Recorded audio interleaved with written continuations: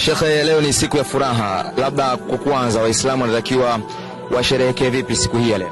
Alhamdulillah, Waislamu wanatakiwa asherehekee siku ya Eid, na Mtume صلى الله عليه وسلم katika hadithi anasema mtu Muislamu anafunga ana furaha mbili. Siku anamalizia somo anafurahi, ametekeleza ibada ya Allah. Somo ni katika nguzo wa Waislamu ya tano, na vile vile siku kiyama ataingia peponi, ataingia inshallah, Mungu atujalie yote, ataingia katika kupitia mlango unaitwa Rayyan, na siku ile watafurahi. Basi Waislamu natakiwa wafurahi, lakini furaha ambayo sio mtu anatoka katika taa nje kwa maasi Mungu. Sio ulikuwa unasali Ramadhani wote, leo sala unaacha, leo unaingia baa unakunywa pombe, sio sahihi. Lakini Muislamu aendelee na ibada mpaka afe. Somo lilikuwa tumzidisha ibada kwa ajili mwezi mtukufu, na thawabu yake na thawabu na ujira yake ni maradufu ambayo haina idadi. Ya tulinde amani ya nchi. Nchi yetu hii nchi nzuri, tuna amani. Watu wengine amani hiyo umekosa. Tulinde amani yetu hii, na tuwezi kulinda amani mpaka sisi wenyewe wa raia tujua thamani wa amani. Tuheshimiane, tuheshimiane. Na nchi hii ina watu wa dini tofauti, madhehebu tofauti, misimamo tofauti, lakini Tanzania umejumuisha sisi wote, na sahwa ndio amani ya nchi yetu.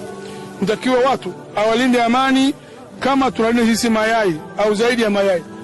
Na Allah Ta'ala Qur'an ametaja vizuri kabisa, anamkumbusha bani watu Quraysh, awalam numakkin lahum haraman amina, au kumbuke hao kama tumemba sisi sehemu Makkah ambayo ina amani. Neema leo kama sio amani hatuwezi kuja kusali hapa vizuri, na nani nchi nyingine leo Sudani au nini vurugu, hawezi kusali sala Eid, hawajasali. Lazim tushukuru neema ya Allah Ta'ala, na kushukuru neema. Dini yetu inasema kushukuru kwa namna mbili. Namna ya kwanza unashukuru neema kwa vitendo, ushukuru kwa mdomo na vitendo, sio unashukuru kwa mdomo vitendo unaenda kinyume. Na Mungu i'malu ala Daud shukra wa qalilun min ibadi ash-shukur, watu wa Daud fanyeni vitendo wa shukuru. Sasa lazim tumshukuru Allah Subhanahu wa ta'ala.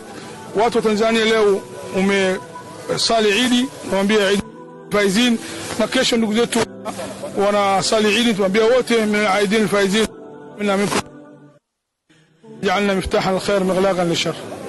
Labda kwa ufupi Sheikh, kuna mambo ya kuzingatia na ya kufanya katika siku hii kwa Waislamu? Siku hii siku ya farah, akbar dhikri ya Allah Subhanahu wa ta'ala, na watu awale. Watu leo mikula Eid, dakiwa mtu aale, amletee chakula watoto wake, amfurahishe, avae watoto na watu nguo mpya, na kama jirani yako maskini umsaidie na wao furahi. Maana hikma Mtume anasema sallam, hikma ya pili tu'matan lilmasakin, takuwa chakula na ya maskini siku ya Eid. Hii watu afurahia au sherekea Eid pamoja, ruhusa ya dini yetu, sio na maasi Mungu Subhanahu wa ta'ala. Na watu kama narudia tena, awalinde amani, asivuruge yetu.